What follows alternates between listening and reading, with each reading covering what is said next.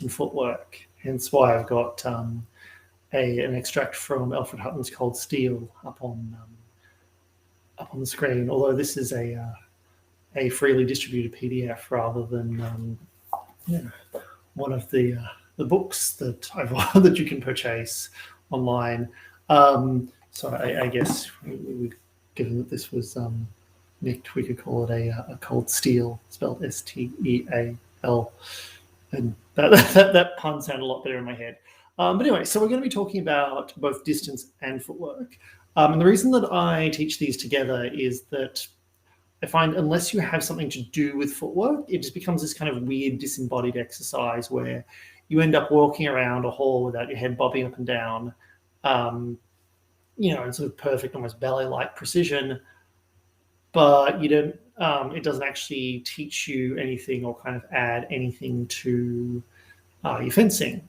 Whereas if you're teaching the concept of manipulating distance, you learn not only the very, very vital skill of distance, but also how to implement that skill using footwork, which means that you've got a usable, tangible skill. And I think the key to kind of teaching someone something is to make it useful. And it's been repeatedly shown that human brains are considerably more likely to remember something if it's thought of as being useful. So yeah, that's why I think we should teach these together. Anyway, so I was going to start off by talking about what distance is, or what measure is. The terms for this are not consistent within the period, and you can see here from the extract from Cold Steel that even Hutton doesn't use the terms distance and measure consistently. Like, he just uses them both interchangeably. And so I figured, in the interests of historical accuracy, I intend to do the same. So let's get started by looking at what Hutton means by measure. So distance, or measure, is the exact space taken in a straight line between the combatants, which must be traversed by the lunge. So this is a straight linear line. It does extend from center line, which in the case of sword fighting is the armpit of your sword side, rather than like the middle of your body as it would be in an armed martial art, like in say boxing or something. The center line is actually a bit off center because our bodies are asymmetrical, particularly on a sword. So the first type of distance Hutton talks about is perfect measure. Perfect measure is when on the lunge and without having previously moved the left foot, you can strike some part of the opponent. I think it's the some part of the opponent is also significant. It's important to remember that you might be at perfect measure of your opponent's sword arm, but out of measure of their knee, or something similar. Or you might be within measure of your opponent's sword arm and at perfect measure of their head. So measure is asymmetric in that sense, in that you're within measure of a specific thing. And so if I say something like, come within measure of their sword arm, what I'm saying is I want you to move to where you can hit, where you're within, within measure of your opponent's sword arm. So you can hit them on the extension, even if that means that you are not within measure of other parts of them.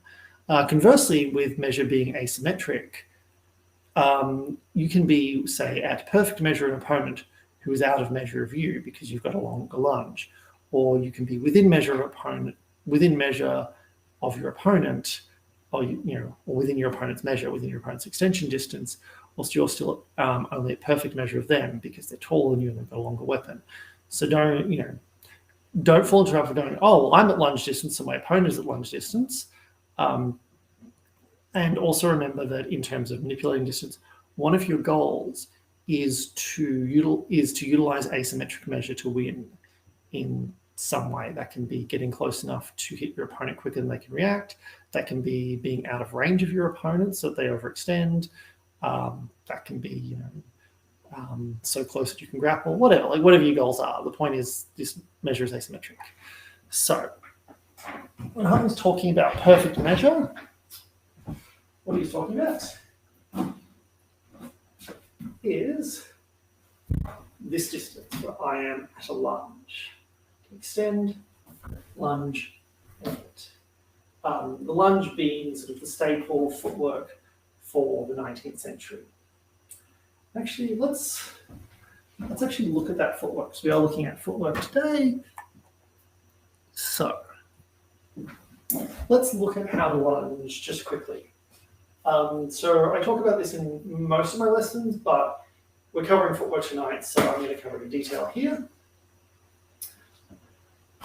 So for lunging, come on guard into a medium guard. So, sword arm, forward at 9, bent at a bit above 90 degrees. You want your forearm basically horizontal. You want the hand is held right on the center line. So in this case, it's pretty much in front of my shoulder. But if I was all the way over here, I'd be protecting my inside. If I was just out here, I'd be protecting my outside. The reason being that the center line is here is because it's extending out from my arm straight above the line of my foot, or above the line of my feet, all the way out of my opponent. My feet are in an L stance, they're bent comfortably so I can move back and forth without my head bobbing up and down. I'll talk more about that a bit later when we look at stepping. But for now, and my backhand is either just resting behind my back like this or resting my hip, depending on whether or not I want to be a little teapot, both short and stout. Which is neither things I am. I'm very short. I'm not a short person or a stout person. Actually, no, I do quite like drinking stout. So, there's that. But yeah, this is my basic stance. Then to lunge, start by extending my sword. I bring it out to this primed position. So I'm extending my hand, and I actually want to but I want my tip to stay about as close to my opponent as it was when it started. So I'm just going to move here to the edge of the blind. You can see this line here behind me with the blinds. When I extend, I want to keep my tip roughly that distance while moving my hand forward. So I don't want my tip to come back because that's a bit telegraphic. But what I do want is to bring my hand forward and to basically cock my sword up to deliver a blow. So I extend, I'll keep my tip back. Once I've come to full extension, I kick my foot out. So I'm now resting on my heel. Just a quick, my toes are up. And all I do is I drive with my back leg, basically push my back leg, roll onto my toes, and then when my toes hit the ground, my tip hits my target. So this is when I come to full extension. So full extension lunge. But the lunge is not over yet. I want to bring my sword down, so I'm cutting through my opponent. I don't want to just tap them, cut through them. In this case, you notice my hand is not actually that much lower than it was when it started, but my tip is much lower because the sword, just because of, I forget what the actual term for it is, but basically a small movement at this end of the lever means a big movement at that end of the lever. So I don't actually need to drop my hand very much. And I want to keep it up because as I retract, as I come back, I want to raise my sword and point it at my opponent so they don't come surging in. I don't want to drop it like this. Certainly you do that in knife. You don't do that in sword because, again, someone with a longer weapon, your sword arm is at risk. Whereas out here, your hand is behind the shell and you can present a threat to your opponent. So when I come back, I want to raise the sword up. I want to pull with the back leg. I'm pulling with my back leg, like bending my knee, and I'm raising my toes to basically jet myself back. And then once I come back to my stance, I bring my arm back to the guard. That is a full lunge. So I like to practice that a few times. You just do cuts 1, 2, or you can do a cut number 7, like just dead vertical cut. It doesn't really matter. What I want you to do is focus on the order that the lunge comes in, and focus on doing that as a steps drill, and then we're going to do it smooth so that you retain enough of that order to be effective in combat when you spar.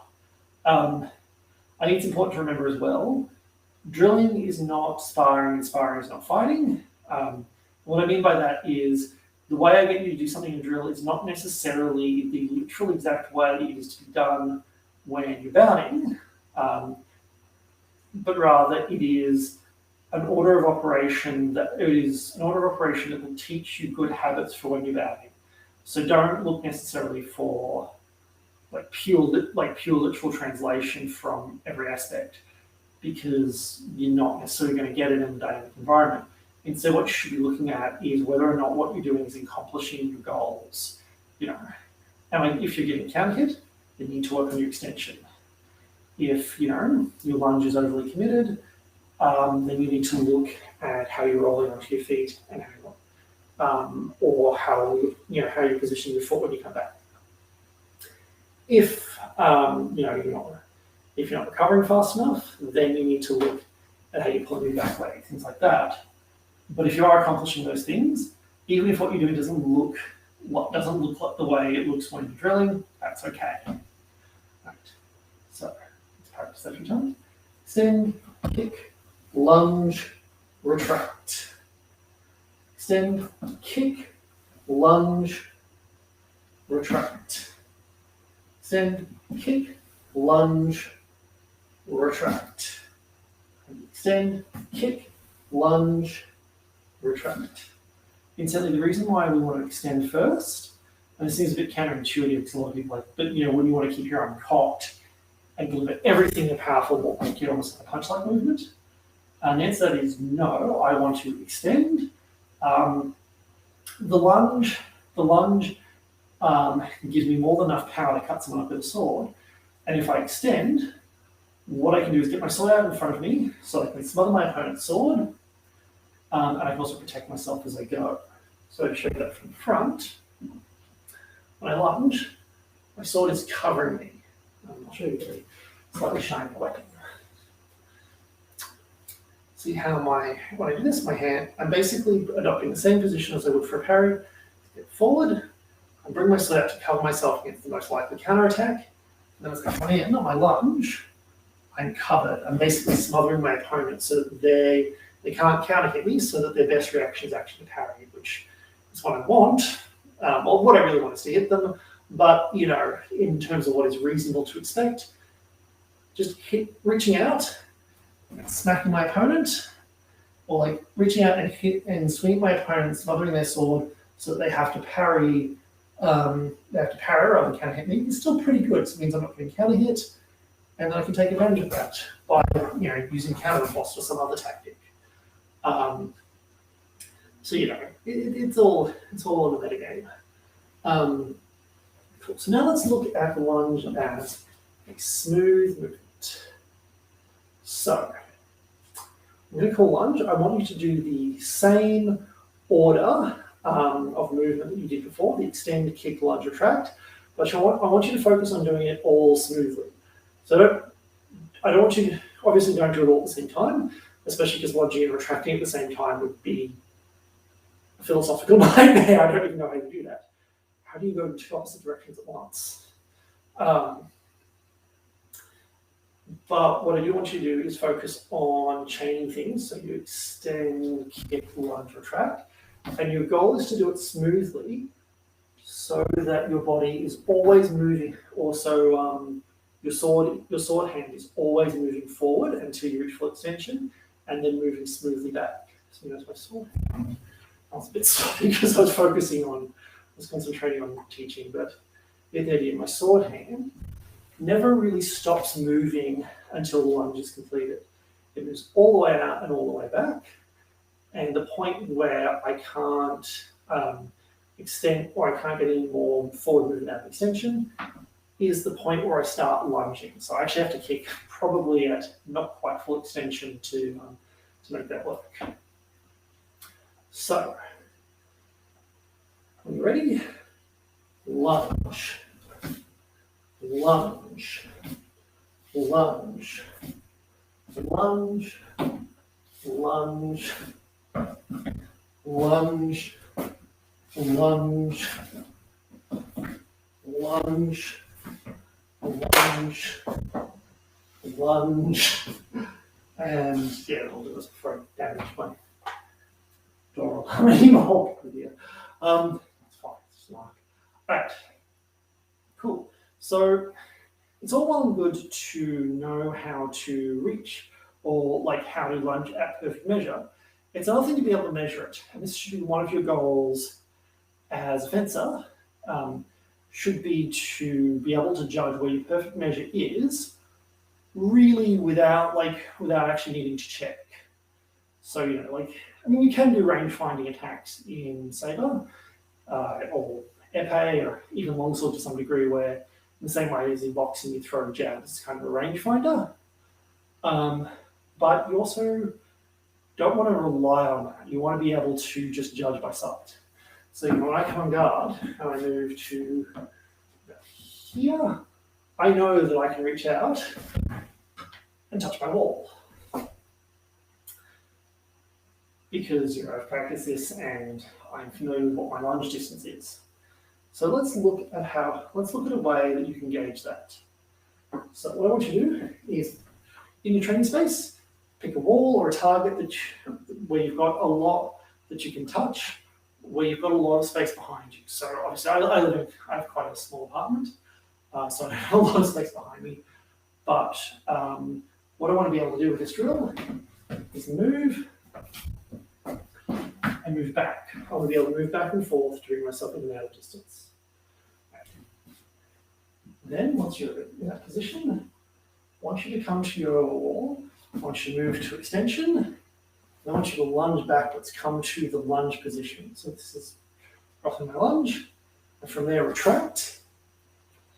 And this should give you an idea of what your lunge distance is. And just for good measure, there's a pun there as well. Good measure. Totally intended that pun. I want you to just do a slow, gentle practice lunge. Just make sure that you didn't, somehow pull yourself back too far along. That can happen.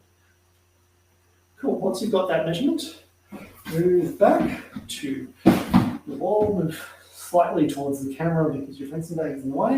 You want to give yourself as much space as you can. And then we're going to take steps forward until we come to lunge distance. And you want to try and estimate it. Instantly with stepping, the way you step is you kick as you would for a lunge, you roll onto your toes and bring your back foot up. And your feet always go wide to narrow. So wide, narrow, wide, narrow, wide, narrow, wide, narrow, wide, narrow. And you notice when I'm going backwards, same thing in reverse. Go quick message, what's that? I'll build a bit of home. I'll explain later. Alright. So, let's practice our steps to come to lunge distance of the wall and back in. Just do that a few times. The more space you can do this in, the better. Obviously, I'm limited by what I can get on. Actually, I'm limited by one on the size of my apartment. Well, the bigger limitation is actually what I can get on camera. If I was using my phone and my apartment wasn't a mess, I'd show you there are some spaces I can use to get quite a bit of distance here. Like I've got sort of a pseudo hallway, but yeah, as is, I'm only going to get like 2-3 steps in. So let's work on that. So let's do a few repetitions of coming to lunge distance or coming to perfect measure. And go. When you think you've gotten to your perfect measure, you've got to lunge distance, stop, look at what the distance is, like focus on the point you're going to hit, then practice your lunge and come back. And let's say for sake of argument, you're too far out, you miss. I want you to slowly creep forward. This is as awkward as you like. This is the advantage of video lessons, is no one's watching. And so you come to measure and then retract and you adjust it. Like don't completely abandon the attempt because you didn't get perfect. We live in a very nuanced world, and sometimes, and a lunge that misses by a little is better than a lunge that misses by a lot.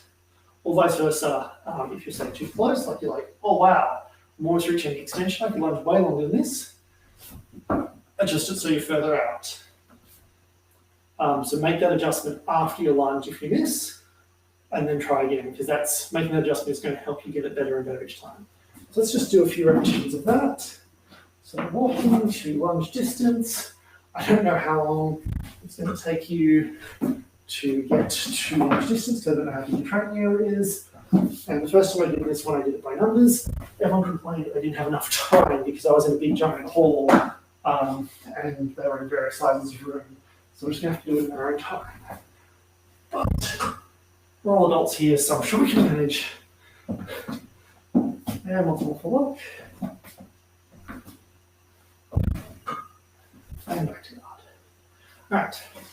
So you see there, we're combining distance and footwork in that, well, for one, the distance of perfect measure is defined by a movement of footwork, but for two, you're learning how to move to that distance and how to judge it whilst practicing footwork in. And you've probably got a whole heap of lunge repetitions in, which is also good. Right. So now, let's move on to the next type of measure.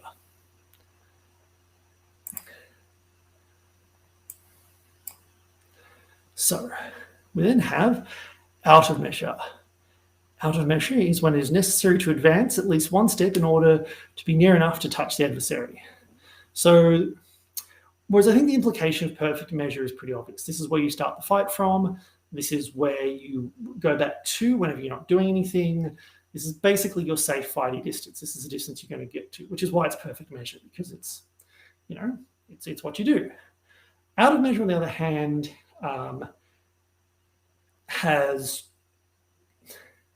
it's important for a few reasons. The first, which is you want to know when you're out of measure, or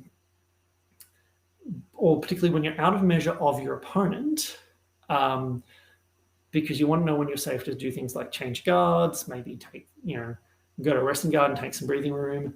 The other reason you want to know where it is you want to make sure you're not pulling yourself out of the fight. So one of my rules for, one of the things I suggest that people do when they first start bouting is that they try and seek to spend as much time, or they spend as little time out of measure as possible, so that they're staying in the fight. And obviously, when you're not out of measure, when you're at perfect measure, or worse still, within measure or at core. I apologize to any French speakers. My French pronunciation is horrible, and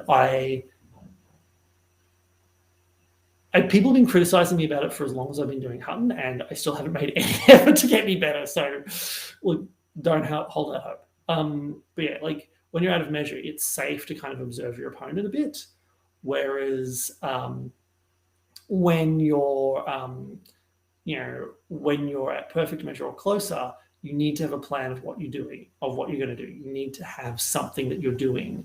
You can't just kind of sit there, because if someone's got a really fast lunge or a really good feint, it's incredibly dangerous. So knowing out of measure is good, because knowing when you're out of measure is important, because it lets you know when you're out of the fight. So when you're starting out, when you're first bouting, one of the things you should try is to spend as little time out of measure as possible, to know, because that way you're maximizing the amount of time you're spending in the fight. The times when you do go to out of measure, one is if you're a lot taller than your opponent, you want to get out of their measure. So you want to be a point where you're out of measure of them, but they're not out of measure of you. You can still hit them with a lunge, because that gives you a huge advantage in terms of you can set the tone and pace of the fight, because you're deciding when the attack's going to come. Conversely, if you're shorter than your opponent, moving to out of measure of them means that they're going to have to staying there as best you can until you decide you want to come to measure and then do a thing, is going to be really, really useful, because it actually forces a taller fighter to get to overextend, and it can be quite difficult if you're used to being taller than your opponent. It can be quite difficult to deal with. Basically needing to work out how to gather, how to gain on your opponent. So it is kind of useful. But other than that, I think it is important distance to remember. Not necessarily because there's a lot of things you do from there, but also it's just a distance to be very mindful of, especially because it's when you say instantly, right on the border of out of measure and perfect measure. If you have an offhand pistol, is the perfect time to shoot your opponent, because they're as close as they're going to get. I mean, you've got the best chance of hitting them without hitting with your pistol. Going back to what we talked about the other week when we did pistol and cutlass, without then having the ability to directly affect you. Once they're at perfect measure and they can lunge, they can they can have a hack at your pistol arm, or they can do stuff that might make it a bit harder for you to hit them. Whereas if they're out of measure of sword fighting, but only just, that's when you want to shoot. All right, so next distance is within measure. Within measure is when you are so near that you can touch or be touched without lunging. So a lot of time I refer to this as extension distance. The reason I do that is just linguistically it's a bit easier to say. It's more intuitive within sentences than just saying, or saying within measure. Just saying, go to within measure is a bit convoluted. Saying go to extension distance is, a little easier. But extension distance is more. Look through that.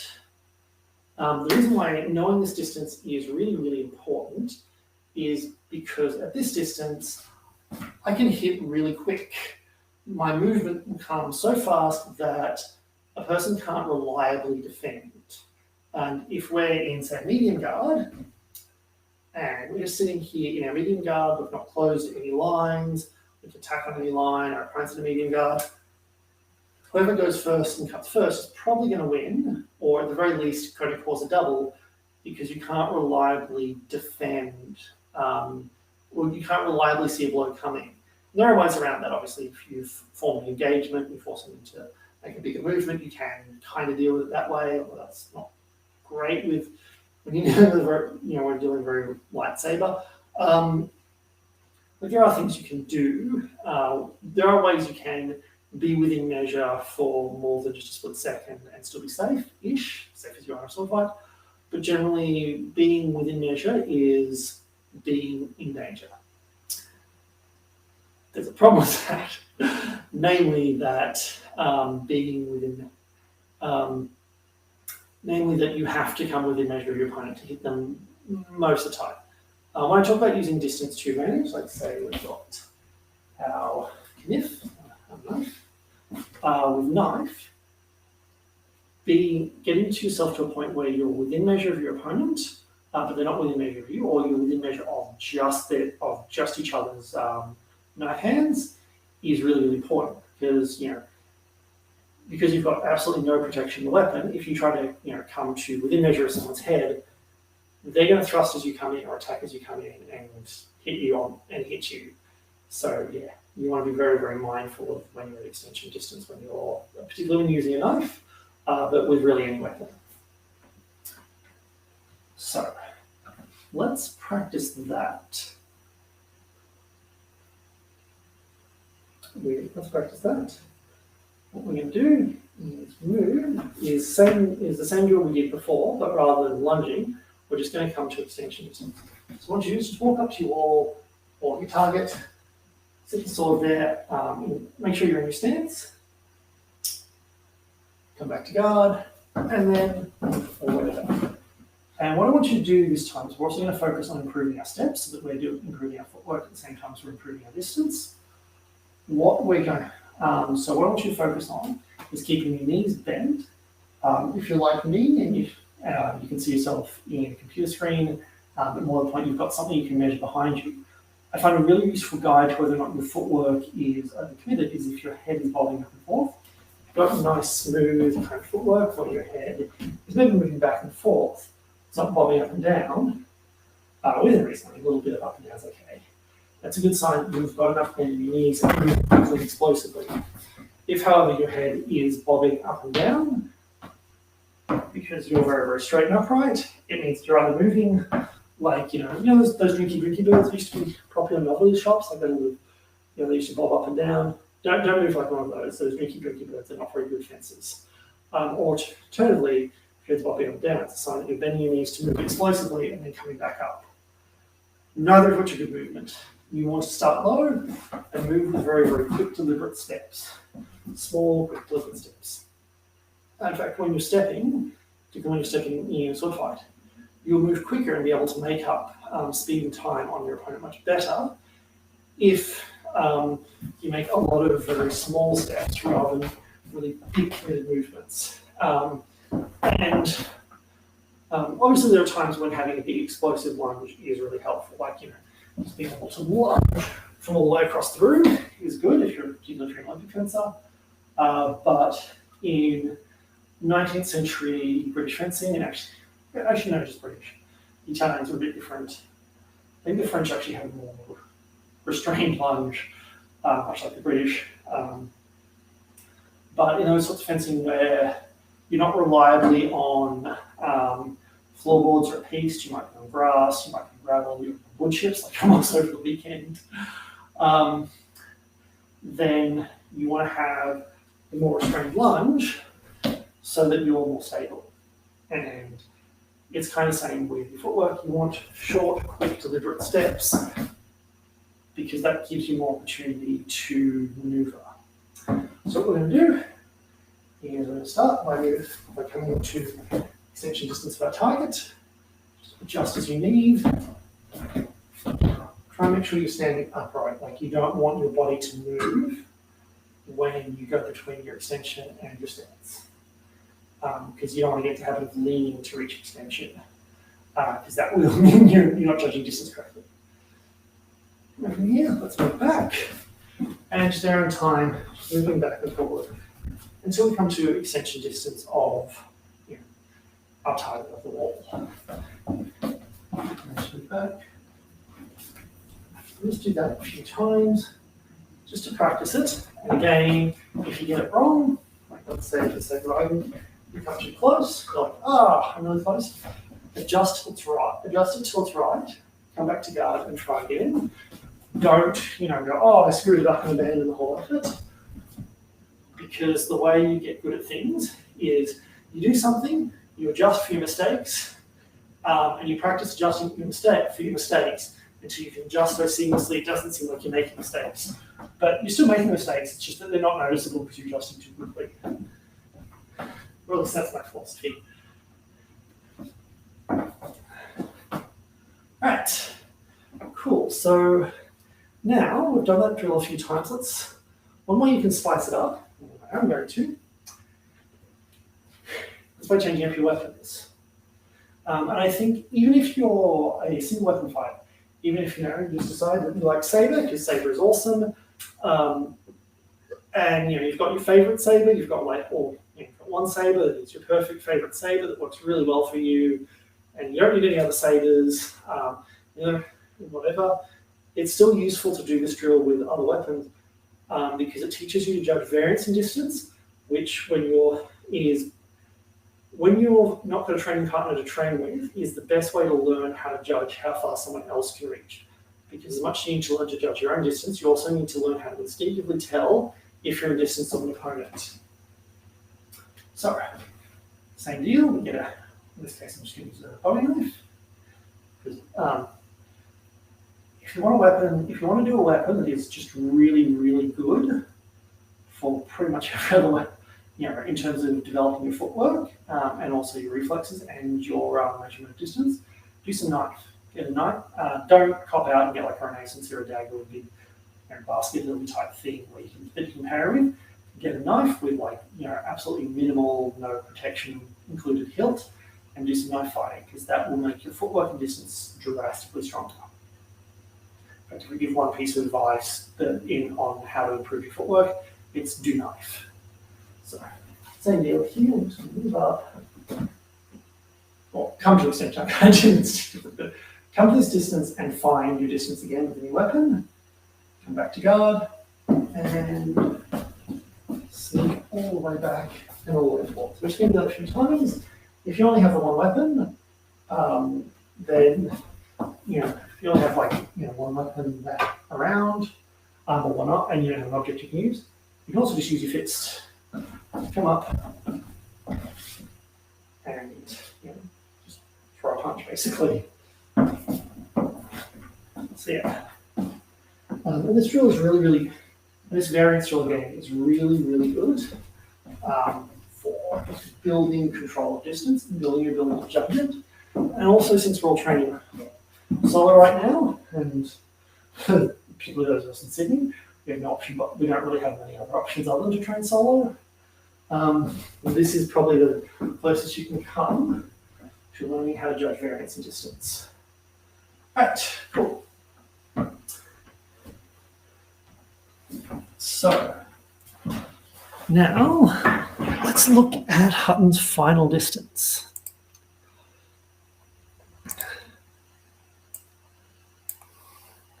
So Hutton's final measure, and this is the one whose pronunciation I always ruin, and I'm sorry, I'm not actually sorry to any French teachers. Like, it's a lovely language, but not what I'm prepared to put effort into.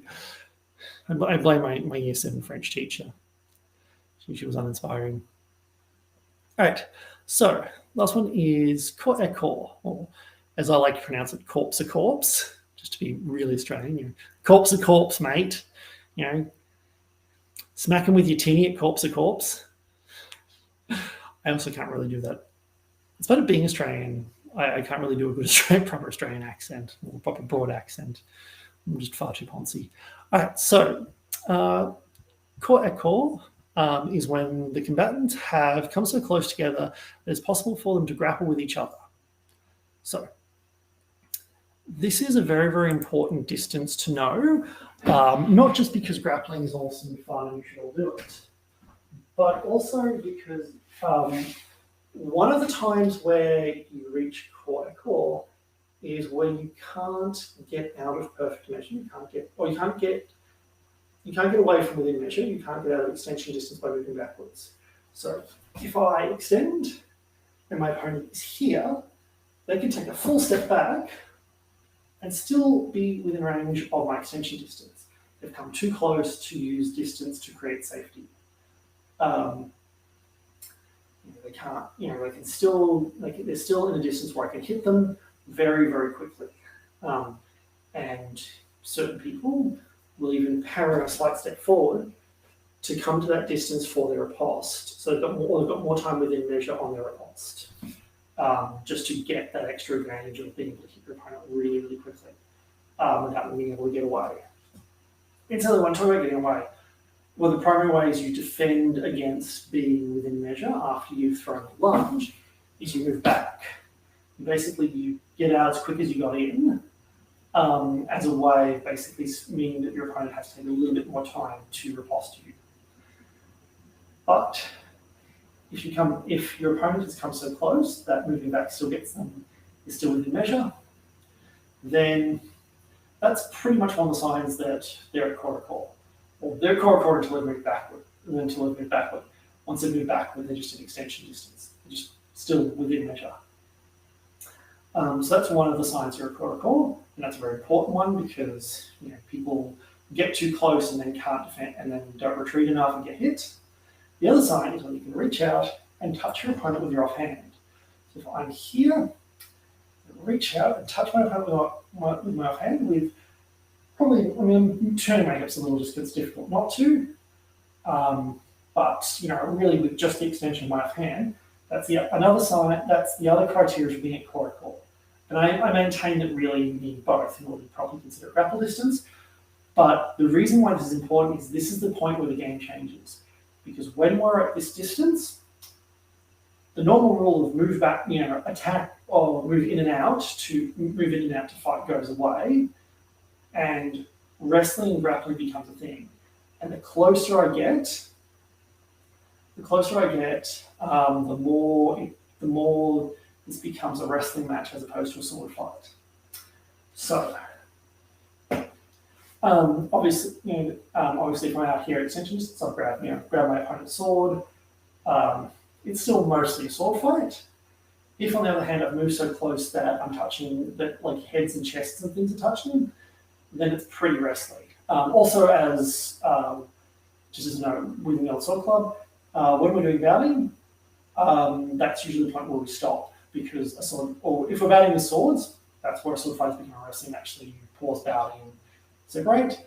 unless you're allowed to grapple, and you're only allowed to grapple if 1, you're on a padded floor, a padded surface, so not to get your fall injuries. 2, you've got experience wrestling and experienced wrestling the person you're fighting, so you both kind of know what each other's going to do. And 3, you've got fall safe weapons. So these are nominally fall safe. They kind of just get in the criteria, although the hardness of the kills is not great. But certainly don't start wrestling people if you're using steel. Just don't. Even if you're on a padded surface with someone you've wrestled with a lot. Right.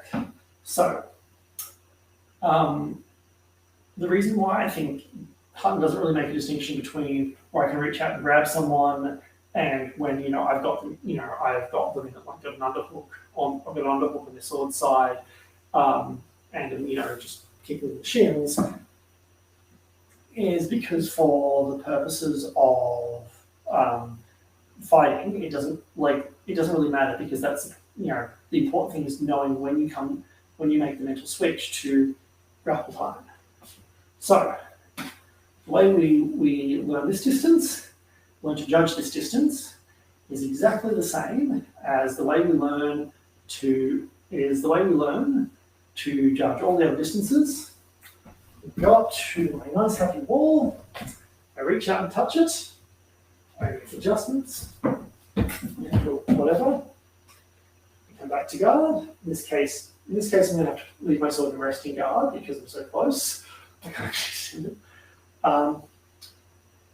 And then we move back. So let's do a few repetitions of that, and I'll give some more kind of footworky advice as we go.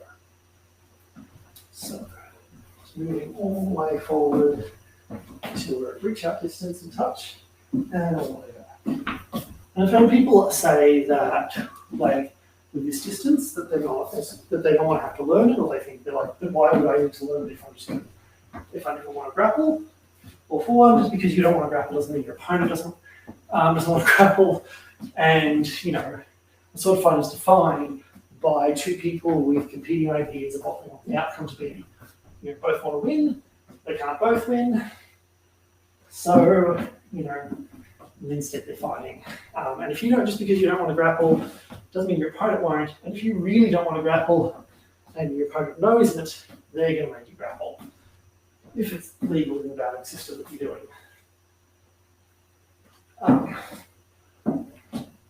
Although one of the things actually I do suggest when people are batting, if you've got someone who's really grapple shy, who just doesn't want to take into account, or there's a noticeable skill gap, even like wrestling ability to actually kind of simulate that, in a real fight you wouldn't want to. There's a whole bunch of things you wouldn't do because you're trying to avoid a wrestling match against someone, that when you're batting under a rules set that calls hold as soon as you clinch, I say, all right, well, if this person can make a wrestle happen, can get to the clinch point, then they win. I find that actually gets people to behave the way they would as if wrestling was on the cards. Right, cool. So now, those are our various distances, and how to measure them, how to judge them, and also a bit of footwork, how to lunge, how to step. And so yeah, that's kind of the main stuff I want to get through. We're doing pretty well for time. So if you have any questions, chuck them down in the comments. I'm going to have a quick sip of tea. And hello, Ricardo. Ricardo was saying hello from Portugal, which is really cool, because one thing I'm really happy with about these is that people who otherwise would have no chance of meeting because they live on the other side of the world are able to come. And I've actually, near as I can tell, a good percentage of the people who are coming to these are from outside Sydney. They're not local, and they're using them as a way to get extra training in during the day, which I just think is rad as heck. So, yeah. Now, if you have any questions.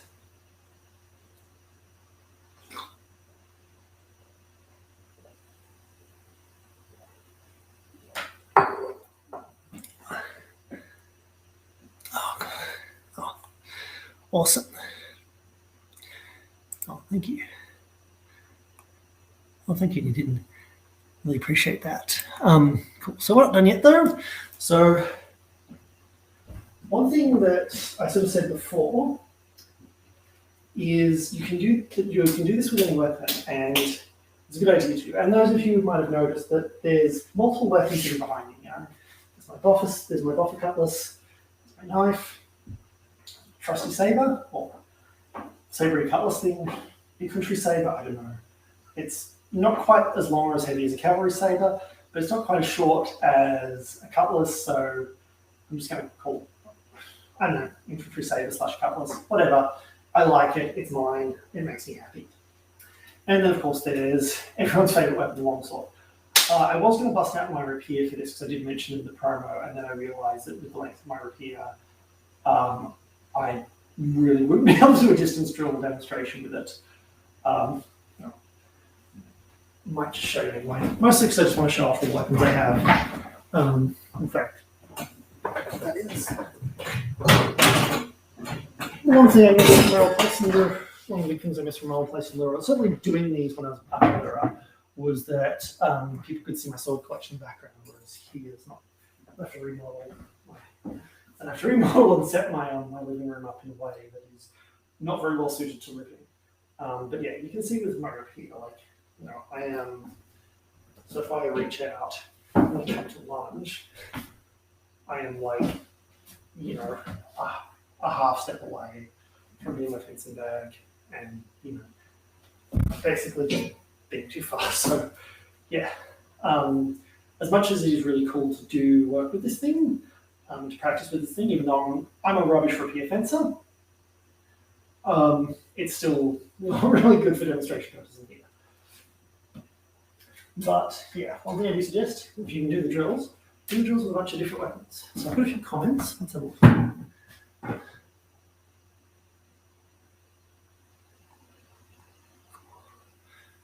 Someone said it would be better with a wireless mic. Probably be better with a wireless mic that isn't very cheap. I'm actually wearing one, but unfortunately, it's not a very good wireless mic.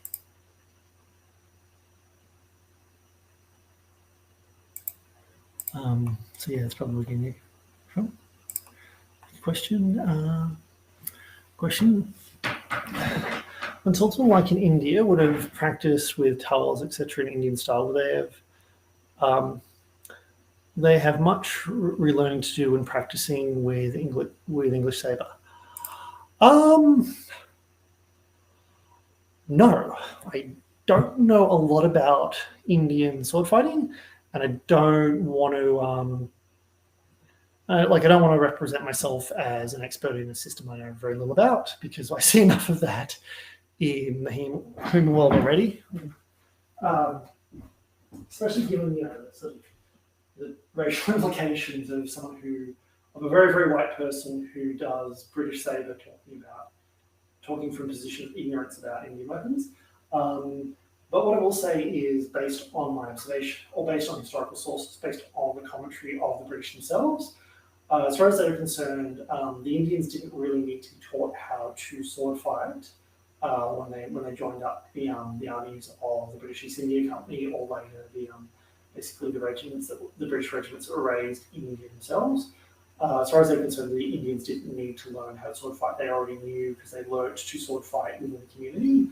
So they had stick fighting and traditional sword forms that were practiced just the way they were traditionally practiced. I don't know how they were practiced, but it's a myriad of way people learn to sword fight, ranging from, hey, let's just go play with sticks out the back, and if you want to get good, have a chat to the guy, have a chat to the person in the village who's really, really good at doing this, to formal schools, to systems of peerage, whatever. I don't know how the Indians were training sword fighting, but they evidently were, because the British talk about how Indian cavalry regiments don't need to be taught how to fence. They normally already usually know. Richard Burton, in his bayonet manual, says basically that the big problem with getting Indian troops to charge in bayonet charges is that they all carry with them. He reckons that they, even if you don't issue out swords, they'll just bring swords and knives with them, because there's a lot of them about, and they prefer to use their swords and knives because, in the view of the Indian troops, they're more effective. So yeah, obviously, there's a lot of comments that Indian people are in a sword fight, and a lot of those comments are directed in situations where Indian people would have been given British-style swords. So they would have been given swords like these, and by all accounts, they could just pick them up and use them reasonably effectively. So based on the sources I have, I would assume that the Indian style of sword fighting works fairly well with a British sabre, whereas I don't know if it would go the other way. Like when handled a talwar once, and the grip didn't really suit itself to a sabre grip very well. So I imagine that, and I can tell the inverse isn't true. And you actually see Indian-style blades in use by British. Famously, actually, for some Australian flavour, Governor Lachlan Macquarie had a basket-hilted sword with it's either an Indian or a Persian style curved blade. It's really curvy, and it's not like an Eastern European style sabre or like a 1796 like cavalry sabre blade. It's curvier than that, and the profile is either Indian. I think it is specifically Indian because Lachlan Macquarie was in India, and he really liked the blades, but wanted a different grip so that he could use it with presumably the British sword systems he was more familiar with. So yeah, when we see British adopt elements of Indian weaponry, they usually create hybrid weapons. They usually converting the grip, whereas for the Indians, it doesn't go the other way.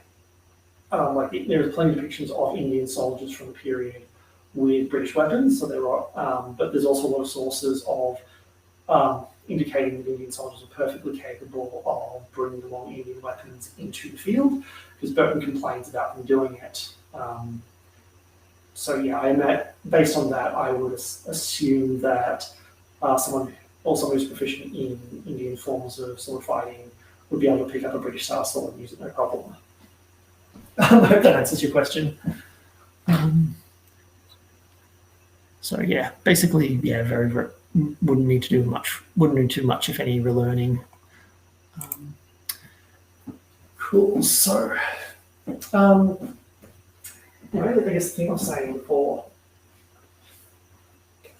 when you're practicing, you can do these drills with other weapons. Sometimes though you need to modify footwork. So with a longsword, a lot of the steps are passing.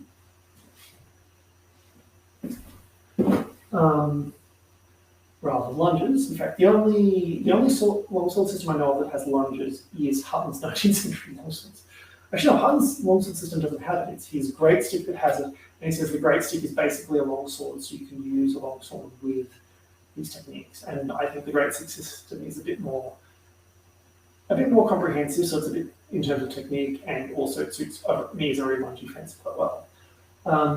But I can do the exact same drill where I walk up to the wall, come to my full extension. I realise I don't know longsword very well, but I misjudge my distance, so I adjust. Then from here, step back 2 steps. And then I move, passing distance, and I practice that over and over as a way of learning the distance. You can start to get smoother until you get to the point where you basically move in succession. And that's how you can modify these drills to work with pretty much any weapon. The one thing is, of course, you are using a 19th century conception of distance, and people in different historical periods have different vocabularies to describe their techniques. So they, and I find that actually when I talk to people who do medieval and Renaissance systems, we often end up talking past each other, not for no other reason than we have such different ways of describing and conceptualizing what sword fight is. The advice we try to give each other gets really foggy, and it's gotten to the point where I'm a bit reluctant to, like, if I'm in a context where I might normally coach someone, I'm a bit reluctant to do it if they've done like a pre-enlightenment system, just because the way movement is conceptualized is different. And so yeah, I think that's also when you're thinking about sword fighting across cultures. the way different cultures conceptualize sword fighting is a little bit different. And that isn't to say that cultures don't actually have equivalent concepts. Like certainly distance as an idea appears in pretty much every sword system I've encountered in some variant or another, but the way they describe it and the way they conceptualize it could be different. I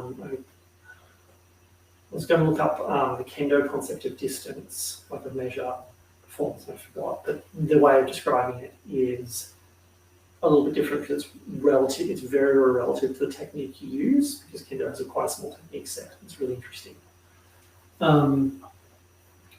Yeah, so any more questions? Nope. Right, well, I might just finish off by showing you just one kind of neat thing, which is a way to cheat distance. So since we're talking about footwork, if I want to perceive my opponent at the distance, particularly if I've got someone who's doing that frustrating thing where they sit out of measure of me, trying to prompt me to overextend, which as someone who is very tall and so not used to having opponents completely out of reach, but also someone who prefers a shorter lunge and a closer fight, I find that very frustrating. So what you can do a little bit is, as we're moving back and forth, I let my back foot sneak in and adjust my weight. So moving back and forth, nice and mid-weighted, nice and mid-weighted, nice and mid-weighted, back-weighted. And from the front, it's a bit less obvious. And then my opponent comes forward, assuming that I've moved back. And that's when I go, that's when I lunge.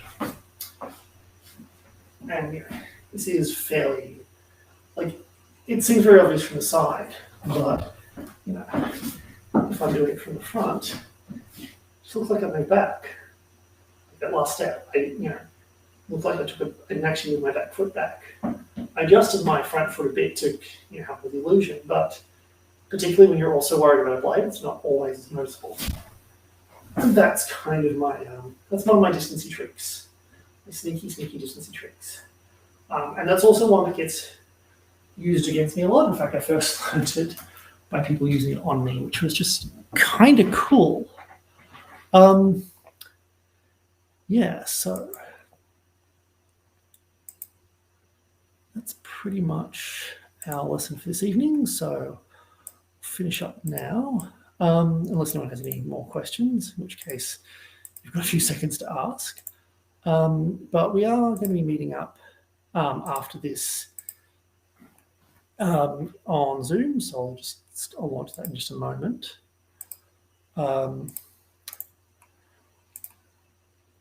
But yeah, and the link for that is in the video description. I've also just posted it now in the comments.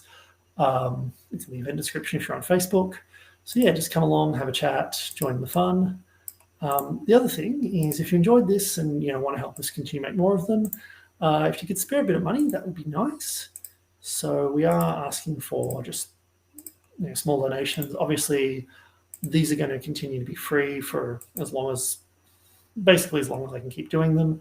And I don't want to charge for them, but we do have some small overheads. We need to pay for a restream license. We've got domain registration, stuff like that. So if you can spare a few dollars, that would be greatly appreciated. Other than that, feel free to. I hope you can join us next week. So we do lessons pretty much this time every week. Next week we're doing cane. So walking stick, which is going to be a lot of fun. And yeah, then the week after that, we're doing the follow-up lesson to this, which is about cheating distance and creating angles. So I will hopefully see you there. And yeah, hopefully, you've got a chance to do some fencing in the meantime.